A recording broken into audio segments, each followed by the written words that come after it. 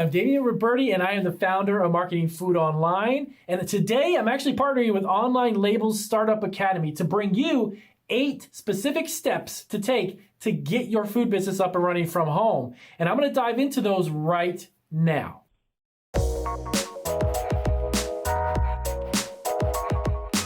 So number 1, the most important of any and all of them is to check with your state, county, and city about the types of permits, licenses that you may need. Now, every state is slightly different when it comes to this, so you need to double check and do a little bit of a Google search to find out what your state will require, and trickling down to the city and county you live in, find out as well if there's any additional permits or licensing that you may need. So number 2, you're going to need to incorporate. Now, many states don't require a company to incorporate, believe it or not, but I personally, being in this business for over 12 years, highly recommend that you form some type of LLC or another business entity formation. That is going to protect you personally from any business activity that you have. And when you're dealing with food, a lot of times people can potentially get sick or ill or have an allergic reaction. And if that happens, you want to make sure you're covered. And that is where your food business insurance policy comes in as well. So incorporate yourself and get yourself a food producer's insurance policy. These are normally about $500 to $600 a year. Now, the great thing is that you can actually break up these payments. Many insurance companies who write these types of policies can let you pay over a period of time. So anywhere from like a $40 to $50 a month bill is much better than having to come up with $600 up front.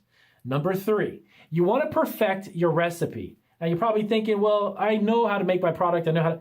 That's not what I mean. If you begin to produce this product in large batches, you need to be able to scale your recipe. And you need to make sure that your recipe doesn't include a lot of time to produce and really expensive ingredients. Why? Because that's going to cut into your profit margin. Producing a food product and giving it to friends and family, that's one thing. When you begin to create a product for a business, you need to be able to scale it. You need to be able to produce a lot of it very quickly and at a very low cost, because that is how you make a profit. Number 4, you want to make sure that your packaging and labeling looks amazing, especially your labels. That is where, of course, Online Labels comes in as well. You want to make sure that you're creating a unique look to your label, because that is going to dictate the direction of your brand and the perception of your customers. So the first thing they see when they see a food product is always going to be the label and the front part of the packaging. So you want to find a really great package and a label to go on the packaging. The two have to really work together. So number 5, you want to create a website, okay? You got to have some type of online presence, and creating a website is a no-brainer. If you're going to sell a product online, you have to have a website, or at least you should. Now, the great thing is you don't have to be a web designer to create one of these by yourself. There are some fantastic websites out there like Shopify, Weebly, and a few others that make it very simple for you to create your own website. Literally a drag and drop process, but a website is super simple to make. Nowadays, it's very easy and doesn't take a lot of time to do. Now, keep in mind the cost for that as well. When you create a website, it has to be hosted by a website online. That could be something from $20 to $30 every month. So keep that in mind as far as your expenses are concerned. Now, number 6, having the idea of having a website sounds great. And like I said, that is a step that you should definitely take. But getting traffic to your website and getting those customers who actually show up to pay for your product is very challenging. I know, because I've been doing this for a very long time.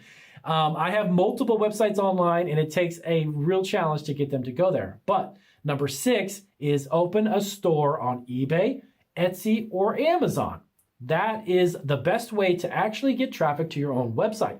Why is that? Well, these 3 different selling platforms have algorithms. They have a built-in customer base of hundreds of millions of customers who go to these sites already. And if you happen to be selling a food product, and let's just say it was chocolate chip cookies, they have a lot of customers that are already looking for chocolate chip cookies. So having your store on those 3 platforms, I personally would recommend you be on all of them, but at least be on 1 or 2 of them. Those customers will be interested in finding out more about your product, so that's where your website comes in. From there, they'll go all the way over to your website and they will check out your food products, other items that you may make, or learn more about the product they just bought on Amazon or eBay or Etsy. So bringing those two together, having a store on one of these existing platforms and having your own website is definitely the way to go. Number 7, if you're going to be making a product and shipping it, you better know how to ship it. So I highly recommend you experiment with shipping. Now you're probably thinking, well, what is that? That sounds a little weird. What do you mean experiment? Well, if you have a food product that, let's just say, is a chocolate covered pretzel, during the spring and summertime, it gets very hot outside. Do you even know how to pack a product that could potentially melt?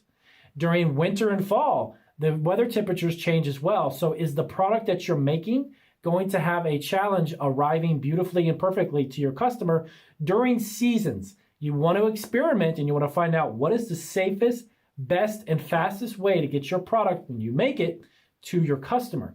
Now, some products obviously can go in high heat or high temperatures of a high winter time, and those are things like granolas or nuts, things that are not sensitive to heat or hot or cold. So keep that in mind. So does your product particularly need to be packed and shipped a certain way? That is where you need to experiment, okay? Number 8, gotta have a presence on social media.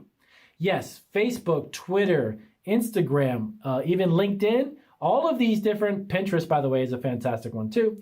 All of these different social media platforms are free advertising. Now, can you run paid ads on some of them? Of course you can. I personally don't spend much of anything on any of these social platforms because I've learned how to use hashtags, how to use the right posts, how to use the right images, and how to use the right keywords. Those in and of themselves will bring you a ton of customers. So those are the top 8 tips to get your food business up and running. And like I said, we partner with onlinelabels.com. Definitely check them out in regards to getting your labels because like I said before, that is the most important part of your food product. The first impression a customer is going to have is the label. So thank you for joining us here on the Startup Academy. And I'm Damian Roberti, again, from Marketing Food Online. You want to check us out. We've got over 700 videos on YouTube, and they are all free. So I'll take care, and I'll see you guys.